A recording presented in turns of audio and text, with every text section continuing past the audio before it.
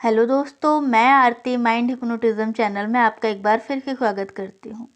दोस्तों, आपने कई बार सुना होगा जैसी दृष्टि वैसी सृष्टि। एक बार की बात है, एक महात्मा एक नदी किनारे स्नान कर रहे होते हैं अपने शिष्यों के साथ में।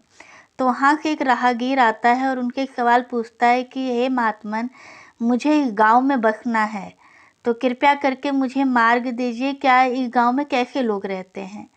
तो महात्मा ने उनसे पूछा कि आपके गांव में कैसे लोग रहते थे। तब उन्होंने बोला कि वहाँ पे, तो उस राहगीर ने बोला कि वहाँ पे तो बड़े कपटी लोग, बड़े गुस्से वाले और एक दूसरे की ईर्ष्या करने वाले लोग रहते थे। तो महात्मा ने बोला कि बिल्कुल जैसे लोग तुम्हारे गांव में रहते थे वैसे ही लोग यहाँ पे भी रहते हैं। वो राहगीर ये सुनकर वहाँ से चला जाता है। फिर थोड़ी देर बाद एक राहगीर और आता है और उसी महात्मा से दोबारा से पूछता है कि हे महात्मा, मेरा गांव बाढ़ में डूब गया है और मैं इस गांव में बसना चाहता हूँ, तो कृपया करके मुझे मार्गदर्शन दें, यहाँ पे लोग कैसे रहते हैं। फिर महात्मा जी ने उनसे वही सवाल पूछा कि तुम्हारे गांव में कैसे लोग रहते थे।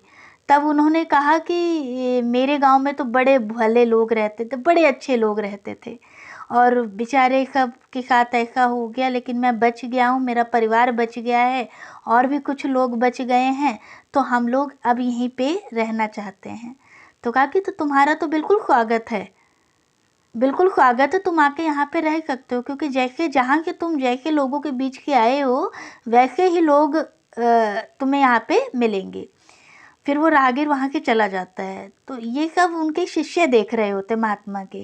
तो महात्मा को पूछते हैं कि गुरुदेव, एक बात बताइए, आपके पास दो राहगीर आए और आपने दोनों राहगीरों को अलग अलग बात बोली। तो इस पे महात्मा जी मुस्कुराकर बोले कि शिष्य, एक बात हमेशा याद रखना, इंसान हमेशा वही चीज़ देखता है जैसा वो खुद होता है। तो जिसने बुरा देखा तो मैंने उसको बुरा बताया, लेकिन जिसने अच्छा देखा मैंने उसको अच्छा बताया। दोस्तों, इस कहानी से हमें ये शिक्षा मिलती है कि अगर हम चीज़ों में अच्छाई ढूंढते हैं तो हमें अच्छाई ही दिखेगी, लेकिन अगर किसी चीज़ में हमें बुराई ही दिख रही है तो हमें हर जगह सिर्फ बुराई ही दिखेगी।